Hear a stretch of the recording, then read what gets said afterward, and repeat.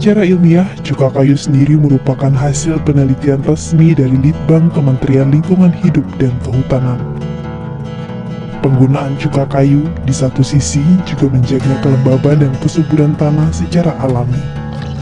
Manfaatnya itu karena dia alkalis ya, arang itu alkalis, pH-nya 9, lebih dari 9 gitu kan, jadi dia bagus sekali pengganti kapur. Biasanya kalau petani itu kalau baru membuka lahan itu kan harus ditebar kapur. Nah itu tujuannya untuk menaikkan pH tanah. Nah sementara kapur itu sumber daya yang habis.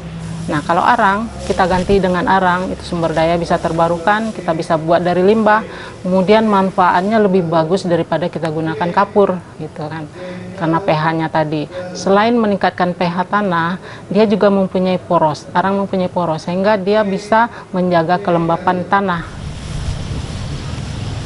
porositas tanah, sirkulasi udara di dalam tanah, sehingga dia bisa membangun kesuburan tanah. Dengan keberadaan arang di dalam tanah itu, kondisi dari dalam tanah itu akan terbangun gitu.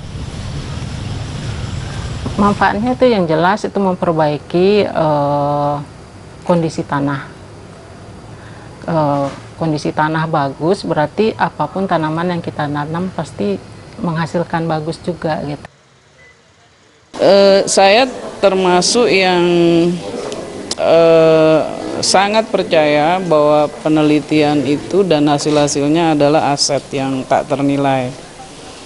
Kalau lihat tadi yang sudah disampaikan, banyak temuan-temuan baru yang sebetulnya kan menjawab persoalan di masyarakat ya, apakah soal pupuk bersih ya, pupuk organik, kemudian juga mengatasi persoalan publik, sampah dan lain-lain.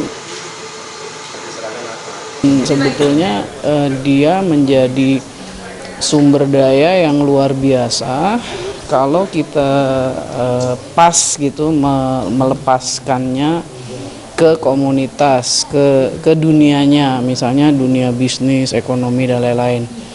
Ini tadi kan kebetulan yang dilihat lab-lab yang terkait dengan produksi dan industri yang sebetulnya berdaya saing ya untuk ke internasional. Temuan-temuan riset ini punya orientasi apa? Ada yang orientasi daya saing internasional kah, atau orientasi memperbaiki lingkungan atau sumber daya genetik kita?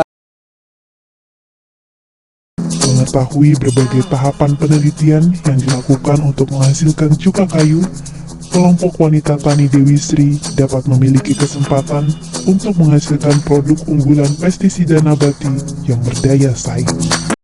Seperti cita-cita pejuang wanita di negeri ini yang ingin memajukan kaum wanita, kelompok wanita tani Dewi Sri terus berupaya untuk membuka diri terhadap pengetahuan dan terus menambah wawasan.